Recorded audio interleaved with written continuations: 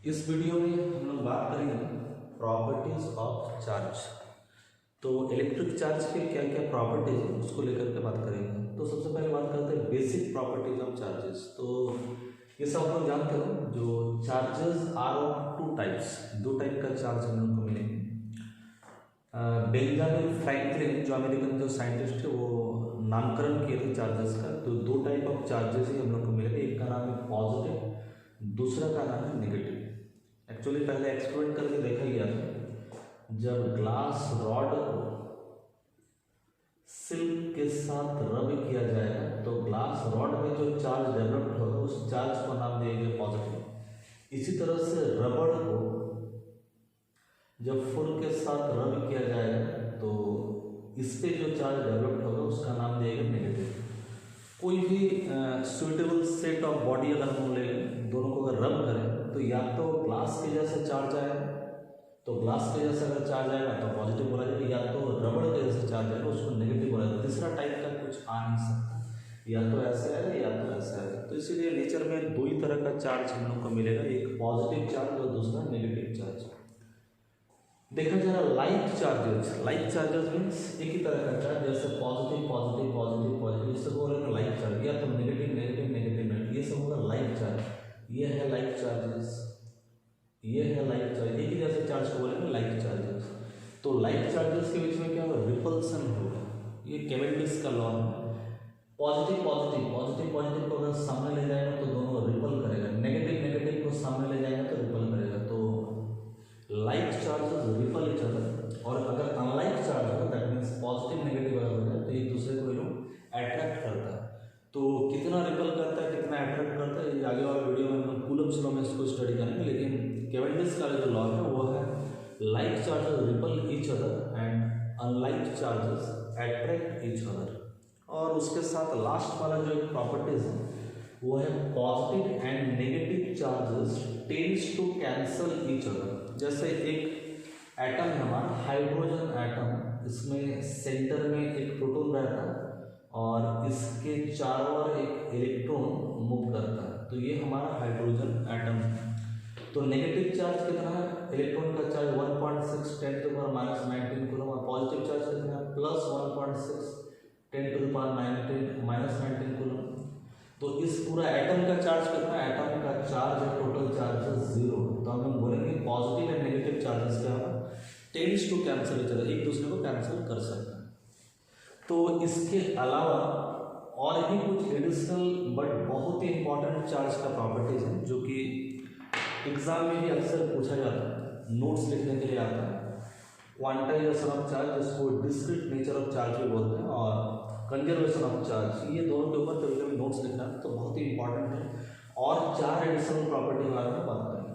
तो सबसे पहला जो हमारा है वो है क्वांटाइजेशन ऑफ इलेक्ट्रिक चार्ज, जिसको हम लोग discrete nature of electric charge के नाम से भी जानते हैं। तो क्या है, एक बॉडी से दूसरा बॉडी में, इसके पहले वीडियो का लिंक मैं दे दूंगा, मैं जो बनाया हूँ method of charging a body, उस वीडियो में आप लोग देख लीजिए। जब ग्लास को सिल्क के साथ रब किया जाता है तो ग्लास से कुछ इलेक्ट्रॉन ट्रांसफर हो जाएंगे, किसमें, सिल्क पे ट्रांसफर हो जाता है कुछ इलेक्ट्रॉन्स।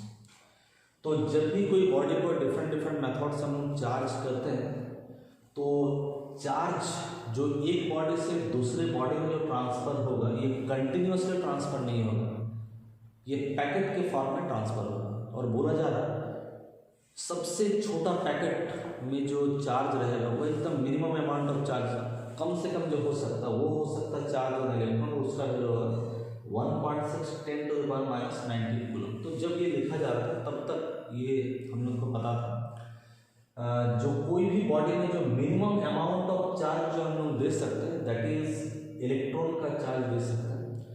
तो जब कोई इलेक्ट्रॉन जा रहा है एक बॉडी से दूसरा बॉडी तो वो पैकेट में जा रहा है, या तो एक इलेक्ट्रॉन का पैकेट जा रहा है, माने एक इतना चार्ज जा रहा है, या तो 2 इलेक्ट्रॉन जा रहा तो 2 इंटू इतना, 3 इलेक्ट्रॉन जा रहा तो 3 इंटू इतना, 4 इलेक्ट्रॉन जा रहा तो 4 इंटू इतना।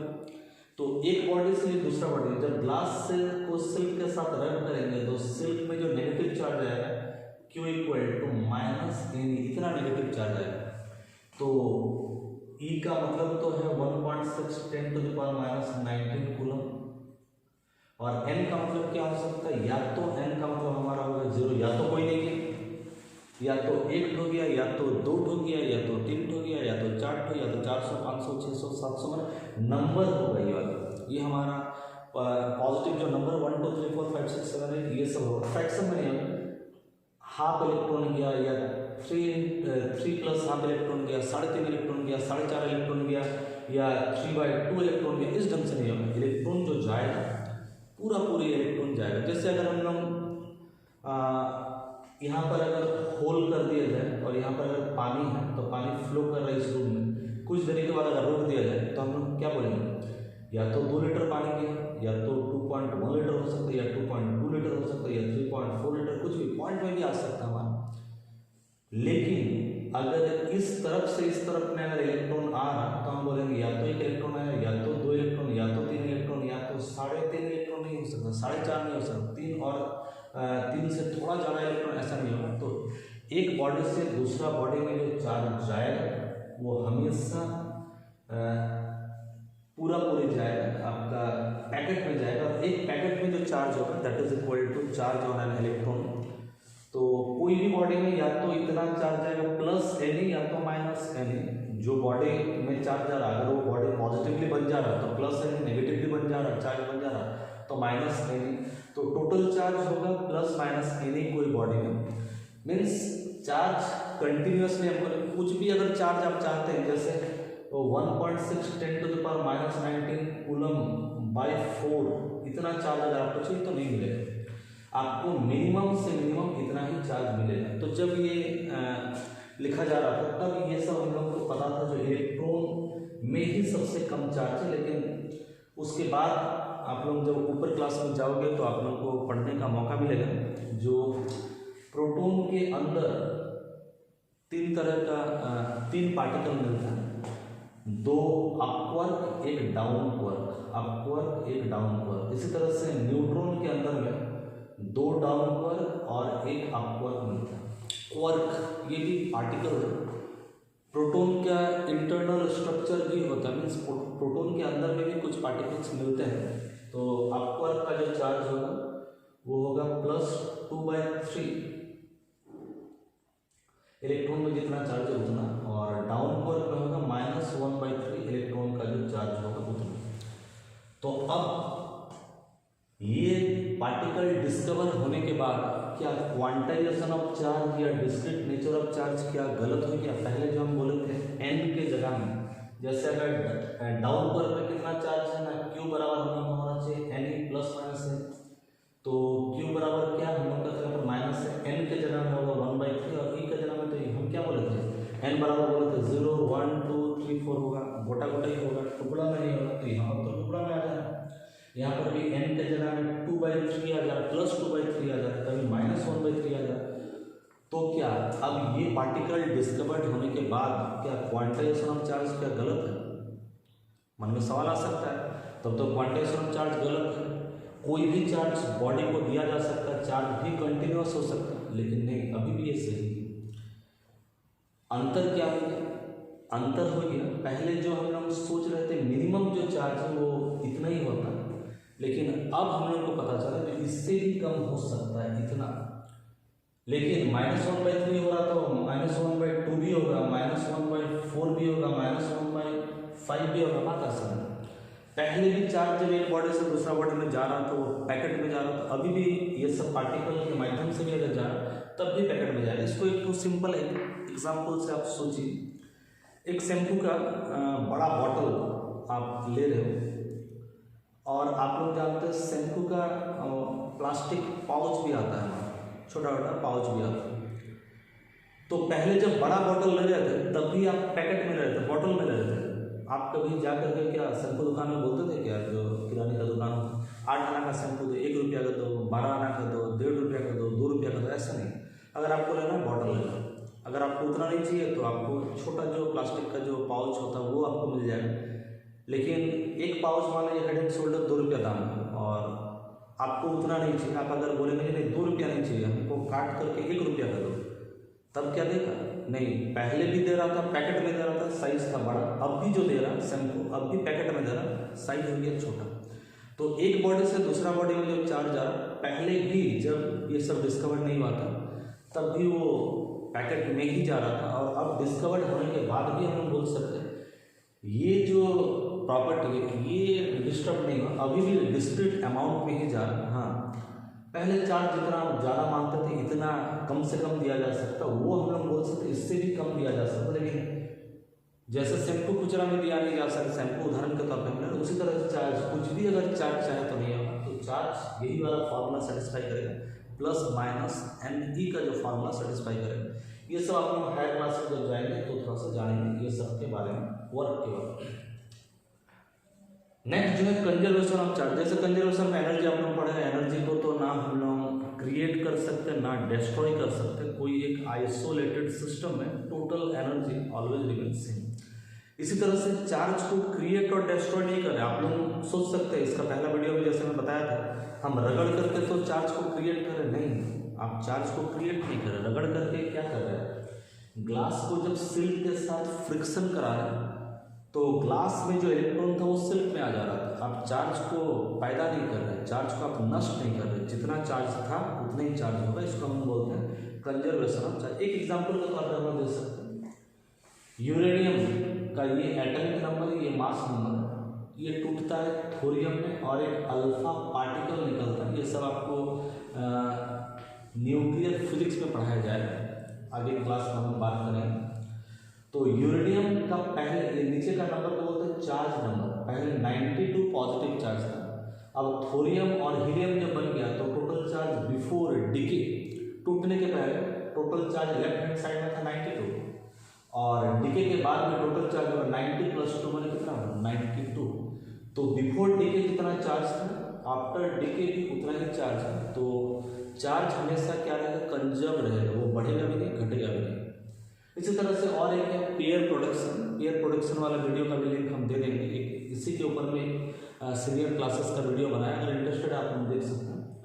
ये हमारा एक फोटोन है, gamma photon, highly energetic gamma photon. जब ये फोटोन एक इलेक्ट्रिक फील्ड, बहुत ही इंटेंस इलेक्ट्रिक फील्ड, बहुत ही बड़ा न्यूक्लियस के सामने से जब गुजरेगा गामा फोटोन, तब दो ये जो पेयर प्रोडक्शन, दो एक पेयर हमको मिल जाएगा, दो पार्टिकल मिल जाएगा, एक जोड़ा हमको मिल जाएगा, इसका नाम है P- इलेक्ट्रॉन। इलेक्ट्रॉन के बारे में जानते हैं, इलेक्ट्रॉन का ही जो एंटी पार्टिकल है, एंटी पार्टिकल, इलेक्ट्रॉन का एंटी प्रोटॉन नहीं, इलेक्ट्रॉन का एंटी पार्टिकल है पॉजिट्रॉन। तो ये क्या होता है ना, आप लोग जैसे जानते हैं इलेक्ट्रॉन का चार्ज होता है इतना 10⁻⁻⁹ कूलम, ये इलेक्ट्रॉन का। प्रोटॉन का चार्ज होता है कितना, +1.6 10⁻⁻⁹ कूलम, और पॉजिट्रॉन का चार्ज कितना, E+ का +1.6 10⁻⁻⁹ कूलम। तो प्रोटॉन का जो चार्ज है पॉजिट्रॉन का भी वही चार्ज है, लेकिन इलेक्ट्रॉन का एंटी प्रोटॉन नहीं होता, इलेक्ट्रॉन का एंटी होता पॉजिट्रॉन, क्योंकि प्रोटॉन का जो मास होता है वो हम लोग जानते हैं 1.672 10⁻27 kg होता है, लेकिन पॉजिट्रॉन का जो मास होता है वो होता है 9.1 10⁻31 kg। और आप लोग को याद होगा ये जो पॉजिट्रॉन का जो मास है इलेक्ट्रॉन का भी वही मास। तो दो पार्टिकल को एक दूसरे ने एंटी कब बोलते हैं, एंटी इसलिए, इलेक्ट्रॉन को पॉजिट्रॉन का एंटी क्यों बोल रहे, एंटी क्यों बोल रहे हैं, क्योंकि इलेक्ट्रॉन का चार्ज जो है पॉजिट्रॉन का चार्ज उसका उल्टा है। तो एंटी पार्टिकल में क्या होना चाहिए, चार्ज उल्टा होना चाहिए, मास सेम होना चाहिए, दोनों का मास सेम। लेकिन इलेक्ट्रॉन प्रोटॉन का एंटी क्यों नहीं है, क्योंकि चार्ज तो अपोजिट है लेकिन मास सेम नहीं है। तो जो भी हो, ये तो ऊपर क्लास का बात है, तो उसको हम डीपली नहीं जा रहे। पेयर प्रोडक्शन में गामा फोटोन जब इंटेंस इलेक्ट्रिक फील्ड के सामने से पार होगा तो एक पेयर बन जाएगा, का नाम है इलेक्ट्रॉन, दूसरा का नाम है पॉजिट्रॉन। तो पहले जितना चार्ज था गामा फोटोन का चार्ज पहले कितना था ना, चार्ज पहले इसका था 0। अब रिएक्शन के पहले चार्ज था 0, अब कितना चार्ज है, जितना नेगेटिव है उतना ही तो पॉजिटिव है। तो आफ्टर रिएक्शन भी चार्ज हो जा रहा है 0, तो चार्ज ना क्रिएट हुआ ना चार्ज डिस्ट्रॉय। आप लोगों को लग रहा है ये तो नेगेटिव और पॉजिटिव चार्ज से बन गया, लेकिन नेगेटिव और पॉजिटिव चार्ज में क्या प्रॉपर्टी देगी, ये टेंड टू कैंसिल ही जाता है। जितना नेगेटिव चार्ज है इलेक्ट्रॉन में जो चार्ज है पॉजिट्रॉन में तो वही चार्ज है, एक दूसरे को कैंसिल कर दे। तो आफ्टर डिके या आफ्टर रिएक्शन भी 0 जीरो हो गया और बिफोर रिएक्शन भी जीरो था हमारा, तो इसको हम बोलते हैं कंजर्वेशन ऑफ चार्ज। 3 नंबर बहुत ही ईजी है, वो है additive nature of charge. Simple algebra का जो नियम है उसके नियम के द्वारा चार्ज को एड हम लोग कर सकते हैं। जैसे 3 इलेक्ट्रॉन का चार्ज, 2 इलेक्ट्रॉन का चार्ज, तो कितना होगा 5 इलेक्ट्रॉन का चार्ज, 5 इलेक्ट्रॉन का चार्ज और 10 इलेक्ट्रॉन का चार्ज माने कितना होगा 15 इलेक्ट्रॉन का चार्ज। तो जैसे हम लोग नेचुरल नंबर को जैसे हम एड करते हैं उसी तरह से चार्ज को हम लोग एड कर सकते हैं। कोई अगर बॉडी है, बॉडी में कितना चार्ज है 1 2 3 4 ढंग से टोटल चार्ज, जिसको हम अलजेब्रा के नियम के आधार पर जोड़ सकते हैं। सिंपल इसको बोलते हैं एडिटिव नेचर ऑफ चार्ज। इसके लिए कोई वेक्टर का नियम का दरकार नहीं। जैसे इंटर फर्स्ट ईयर में आप लोग वेक्टर के बारे में पढ़े, यहाँ पर वेक्टर का कोई दरकार नहीं। सिंपल अलजेब्रा का नियम के आधार पर चार्ज को हम एड कर सकते हैं। और लास्ट बहुत इंपॉर्टेंट है इनवेरिएंस ऑफ चार्ज। चार्ज का जो मैग्नीट्यूड है, मान है, वो वेरी नहीं करेगा। किसके ऊपर डिपेंड नहीं करेगा, वो स्पीड के ऊपर डिपेंड नहीं करेगा। इसका मतलब electron charge at rest equal to charge in motion. अगर इलेक्ट्रॉन ओवर रेस्ट में है तो कितना चार्ज है, इतना चार्ज होगा। वो इलेक्ट्रॉन अगर बहुत स्पीड से अगर मूव कर रहा है, लगभग लाइट के आमने सामने, लाइट के स्पीड तक तो नहीं जा सकता, लाइट के आमने सामने के स्पीड तक भी अगर मूव करे तो स्पीड बढ़ने से मास बढ़ सकता है। ये सब हम लोग आगे क्लास में पढ़ेंगे। स्पीड बढ़ने से मास बढ़ सकता है, लेकिन स्पीड बढ़ने से चार्ज जितना का उतना ही रहेगा। तो इलेक्ट्रॉन अगर मूव कर रहा है तो रेस्ट में उसका जितना चार्ज है, मोशन में भी उसका चार्ज उतना ही रहेगा।